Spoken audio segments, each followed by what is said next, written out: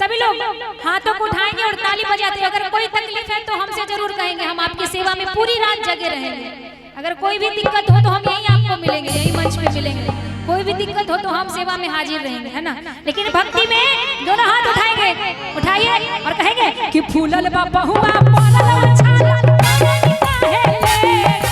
फूलल बाबा हुआ पड़ल छाला करन काहेले अरे करन काहेले भोला बाबा हो जल्दी भोला मंदिरवा दे भोला बाबा हो जल्दी भोला मंदिरवा दे फूलल बाबा हुआ पड़ल छाला करन काहेले फूलल बाबा हुआ पड़ल छाला करन काहेले अरे करन काहेले भोला बाबा हो भोला बाबा हो जल्दी भोला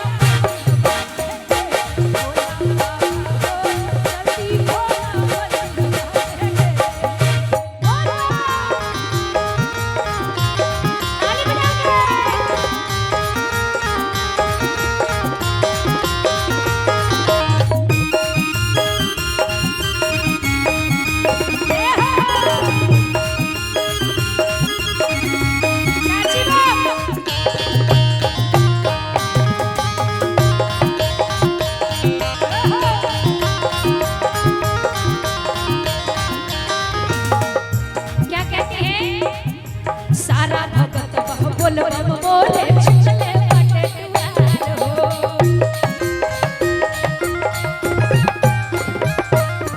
विधि से जागा ए महादानी भक्ता करे पुकार हो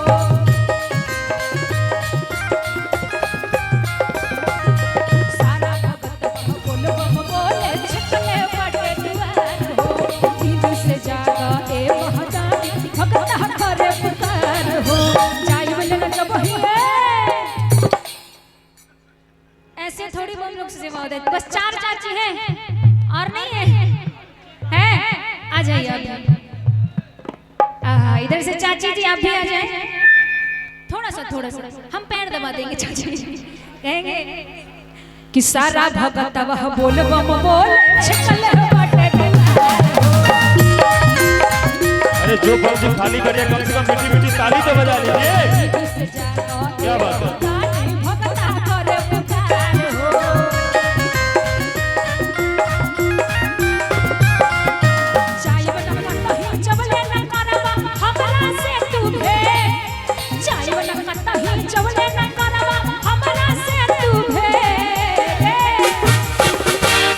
अब आप सब मिलके कहिए भोला बाबा हो जल्दी खोला मंदिर वाके गे भोला बाबा हो जल्दी खोला मंदिर वाके जल्दी खोला मंदिर वाके भोला बाबा हो जल्दी खोला मंदिर वाके भोला बाबा हो जल्दी खोला मंदिर वाके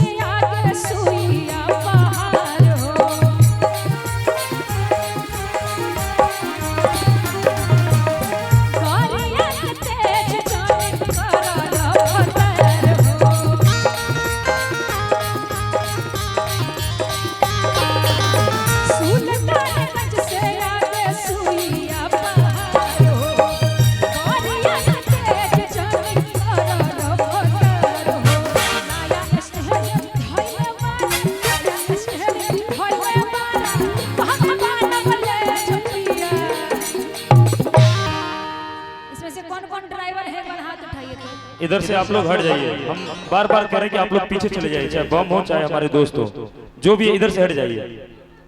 इनमें से नहीं कौन हटिएगा कौन- तो आप लोग आगे आके बैठ जाइए, लोग हटबे नहीं करेगा, आप ही लोग आगे आ जाइए, तब ठीक रहेगा। कौन कौन बम है, एक बार हाथ उठाएं। कौन कौन है ड्राइवर बाबा के? बाबा के ड्राइवर कौन कौन है? बाबा भोलेनाथ के सब लोग देखिए बाबा के ड्राइवर है। पूछिए क्यों? क्योंकि सब लोग कांवर उठा के 100 किलोमीटर पैदल बाबा को जल चढ़ाने जाते हैं। हुए ना जी? किनके ड्राइवर है? बाबा के। बाबा के। इसलिए कहना है कि पिया ड्राइवर हो धागा धागा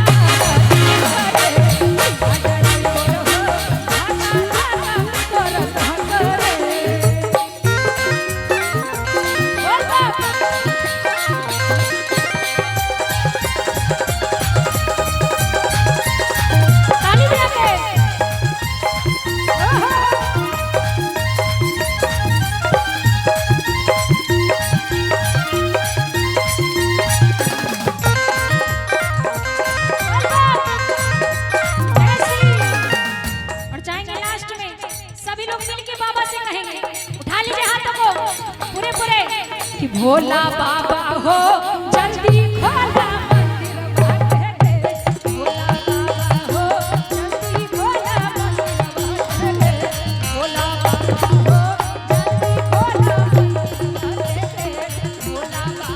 हो जल्दी खोला, जल्दी खोला, जल्दी खोला, जल्दी खोला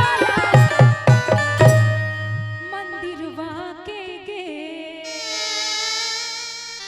बोले सच्चे दरबार की।